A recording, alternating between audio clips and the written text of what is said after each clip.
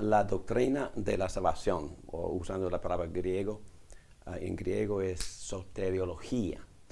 Y aquí sobre todo vamos a estudiar cómo este gran plan y esta gran obra redentora de Jesucristo se nos aplica a nuestras vidas por medio del Espíritu Santo.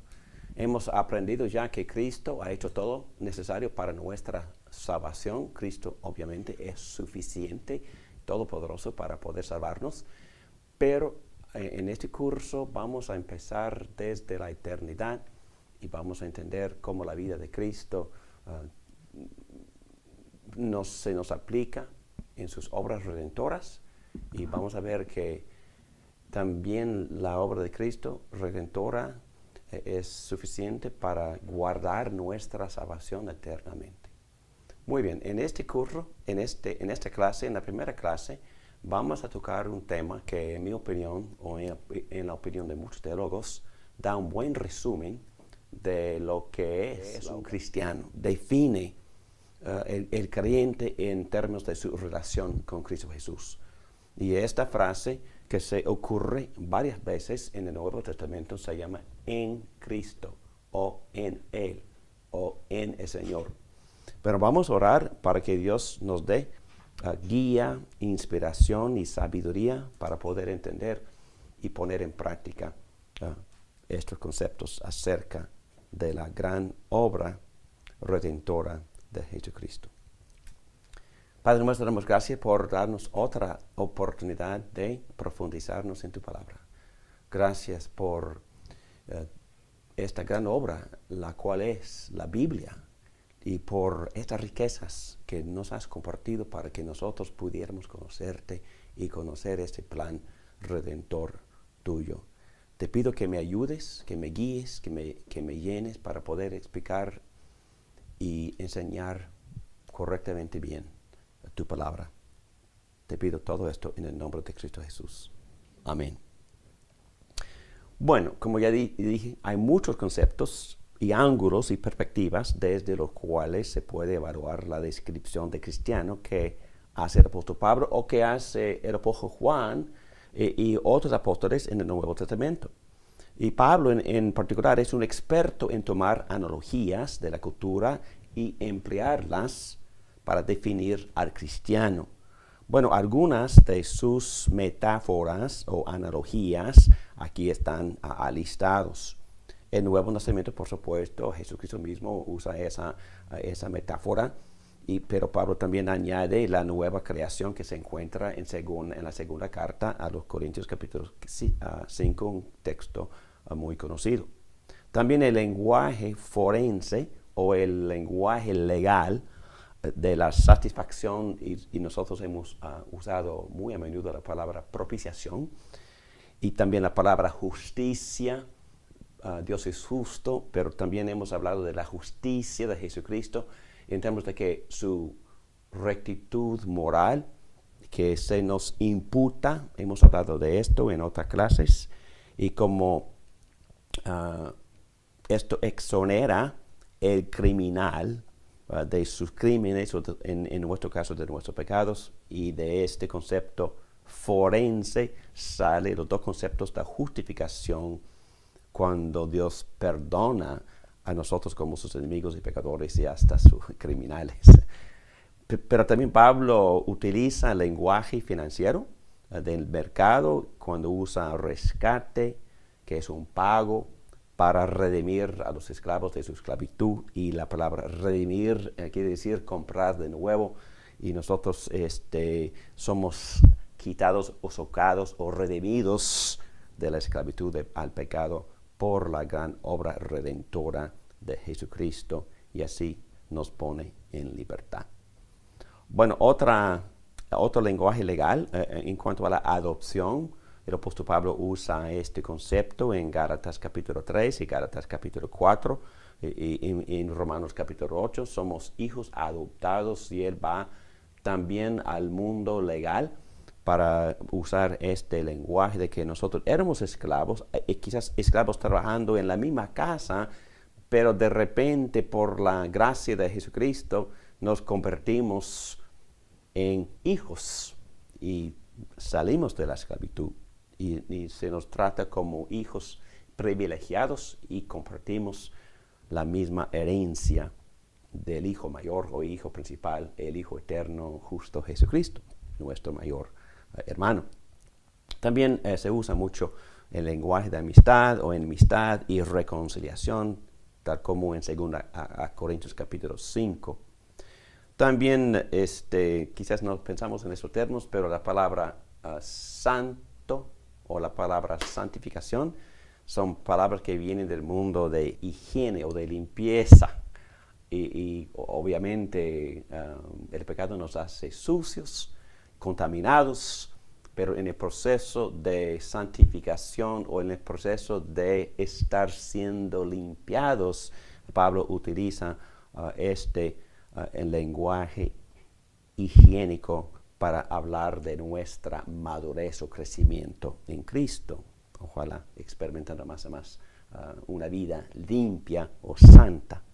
Pero hay un concepto, un término, una descripción que abarca todas estas ideas y yo creo que sí, es la palabra o la frase en Cristo, que se ocurre casi 200 veces en las cartas de los apóstoles, principalmente la carta del apóstol Pablo.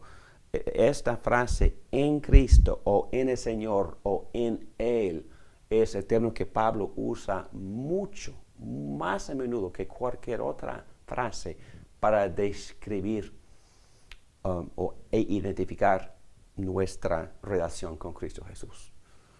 En nuestra cultura evangélica, el término favorito es Cristo en mí, o yo acepto a Cristo. Cristo vive en mi corazón. Y sí, esa idea también se encuentra en los libros del Nuevo Testamento hasta como 6 veces, y vamos a ver algunos textos al ratito. Pero es muy interesante que no es el concepto favorito de los apóstoles. En vez de aceptar a Cristo, la Biblia prefiere ver Cristo aceptándonos a nosotros. Es que nosotros estamos entrando, en otras palabras, en intimidad, en unión, en unidad. Y Cristo nos está aceptando para que nuestra vida empiece a ser formada en relación íntima, muy cercana, con solidaridad o unión con Cristo Jesús. Entramos en una unión con la verdadera persona espiritual de Jesucristo. Estar en Cristo significa no tan solo que Cristo nos representa, haciendo todo lo necesario para nuestra salvación, sino también significa que adquirimos y poseemos todos aquellos beneficios por virtud de nuestra identidad con Él. Vamos a pasar mucho tiempo en esta clase examinando los textos que nos comparten estos beneficios. Pero para mí es un gran ánimo ver que estos beneficios, que ya tenemos estos beneficios, porque ya estamos unidos, ya tenemos unión con Cristo Jesús. Esta identidad significa que realmente llegamos a ser participantes en sus naturalezas divinas y humanas, sin perder nuestra individualidad esencial como seres humanos. Y vamos a ver en esas clases que es esencial que mantengamos esta distinción entre nosotros y el Creador, porque Dios es trascendente y no llegamos a ser divinos, tampoco no llegamos a ser absortos en la divinidad hasta perder nuestra identidad. No, el cristianismo mantiene las dos ideas, de la trascendencia de Dios, de la existencia separada, distinta del ser humano, pero al mismo tiempo habla de una unidad íntima, espiritual, que existe entre Jesucristo y el creyente. Los estudiantes de la teología paulina se han esforzado por siglos para dar una explicación apropiada del concepto de en Cristo. Y los siguientes pensamientos en esta clase se acercan a la idea bíblica, pero de ninguna manera son exhaustivos, porque es un concepto bastante profundo y vamos a dar algunas definiciones, algunas características, algunas explicaciones, pero estoy seguro que no vamos a llegar a la profundidad de lo que en verdad significa esta gran frase, estar en Cristo. Estar en Cristo lleva a la idea de estar puesto localmente en la persona de Cristo, pero no en el sentido físico rígido. Sería un error pensar que estamos localizados en Cristo rígidamente en el sentido físico. Significa estar atado, conectado a su carácter y a su personalidad. Es apropiado utilizar la palabra mística, pero vamos a ver que también esa palabra puede tener problemas. Es una unión mística en el sentido psicológico. En Cristo es comunión íntima, personal, espiritual, cariñosa, al nivel más profundo. Sin embargo, también lleva la idea colectiva o corporal, porque juntos somos un cuerpo de Cristo, incorporados en un solo cuerpo por el Espíritu Santo. Hemos mencionado estos textos varias veces, de 1 Corintios capítulo 12, versículo 13, que somos todos bautizados, incorporados para formar un solo cuerpo por el Espíritu Santo.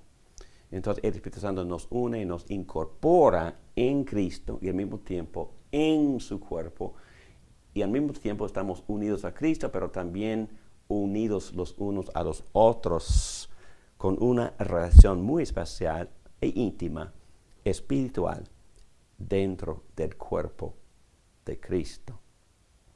Pero esta dimensión de la colectiva no resta la idea de que el creyente individual esté en Cristo. Es uno con Cristo, mientras Cristo mora dentro de él o ella. El creyente mora en unión o unido a Cristo Jesús. Bueno, hay varias metáforas o analogías bíblicas que nos ayudan con este concepto, pero no hay otra más importante o más clara que el matrimonio. Tal como el esposo y la esposa son uno en cuerpo, espíritu, los dos llegan a ser uno en una unión íntima e integral. El creyente y Cristo son uno de una manera similar, como ya hemos dicho, sin perder la individualidad. Quizás algunos de ustedes han visto en la ceremonia de bodas que usan la vela, y en algunas ceremonias hay dos velas al principio y luego la llama se une en una sola vela y luego se apaga la vela individual y esta vela también individual. Pero un pastor muy amigo mío dice que no, es un gran error, es que hay unidad, hay unión en el matrimonio, pero ni el esposo ni la esposa pierden tampoco su individualidad. Entonces, mejor dejar que las dos velas sigan con su fuego. Hay otras analogías que ayudan a informar de la idea de en Cristo. La que tiene más importancia teológica es nuestra solidaridad en Adán, que hemos hablado de esto en varias ocasiones. Y luego la transferencia necesaria de redención para estar en el segundo y último Adán, Jesucristo. Este concepto se desarrollará en el transcurso de este estudio. Pero ya saben, ¿verdad? Que en un sentido toda la raza humana se divide en dos grupos. Los que todavía se quedan en Adán, con todos los beneficios, o decir maldiciones, de estar en Adán, de pecado, de muerte. Pero también para poder experimentar las bendiciones y la salvación de Dios, hay que ser transferido a la unión con Cristo. Entonces, solo con unión o unidad con Adán, experimentamos pecado y muerte, pero transferidos a Cristo, experimentamos o recibimos los beneficios de vida y de justicia o rectitud por estar en Cristo. También hay otras analogías culturales. Hay, por ejemplo, la relación entre hijos y su padre. No tan solo heredan biológicamente muchos de mis rasgos físicos o de personalidad, también por virtud de experiencias de vida que compartimos. En su padre, mis hijos conocen y aprecian la cultura latina y tras ellos hablan español con fluidez. También somos una familia atlética, principalmente básquetbol. Consecuentemente, mis hijos pueden suplementar sus ingresos mensuales al enseñar los fundamentales del básquetbol a niños. También es verdad que como pastor y un líder en la comunidad, porque están en su padre, si su padre se comporta mal o experimenta una falla moral, bueno, si me comporto bien, ellos disfrutan de un cierto buen honor. Sin embargo, si yo fuera a sufrir un fracaso moral por su identidad conmigo, ellos sufrirían vergüenza y la pérdida de dignidad. Estar en una persona significa participar vicariamente en las experiencias de vida de tal persona. Esto, por cierto, es el beneficio más grande de estar en Cristo. Pero otra metáfora cultural, yo creo que la que usamos más a menudo viene del mundo del deporte. Por ejemplo, en 2012, cuando las Olimpiadas fueron en Londres, ganó México el campeonato del fútbol. Pero ¿quién ganó? ¿Quién ganó la medalla de oro? Si habla con un mexicano, el mexicano va a decir, oh, nosotros ganamos. Pero esa persona ni sabe jugar el fútbol. Pero están identificándose con el equipo. Y nosotros lo hacemos constantemente con los deportes. Por ejemplo, cuando el equipo profesional de básquetbol de Miami gana y ha ganado 3 veces el campeonato, y todos nosotros los fanáticos decimos, nosotros ganamos, pero yo no gané, ni jugué un solo minuto. Pero estamos hablando vicariamente por las experiencias, porque ese equipo representa la ciudad y teológicamente representa a todos los fanáticos. Y son ideas que nos ayudan, que se acercan un poquito a lo que significa la palabra o la frase en Cristo. Nos identificamos tanto con Cristo que si Cristo gana, si Cristo derrota a sus enemigos, nosotros también derrotamos a nuestros enemigos, porque tenemos los mismos enemigos: el pecado, Satanás, la muerte, las filosofías de este mundo y, bueno, el mundo de demonios. Pero esos son pero si Cristo derrota estos enemigos, nosotros también, por nuestra unión con Él, nuestro representante, nuestro campeón, nuestro héroe, nuestro capitán, nosotros también en Él ganamos. Bueno, vamos a leer textos donde se encuentra la frase en Cristo, y yo conté como 75 veces la frase en Él, en auton, en griego, 23 veces, y en curio, 48 veces. Y son casi 150 ocurrencias de estas frases que yo conté. Quizás son más, pero ya, como ya dije, es la frase más comúnmente usada en el Nuevo Testamento para describir o identificar nuestra relación con Cristo. Bueno, empezamos con Gálatas 3:22. Mediante la fe en Cristo. En otras palabras, Pablo habla de que como recibiéramos nuestra fe por medio de nuestra unión con Cristo. Mediante la fe en Cristo, lo prometido se les concede a los que creen.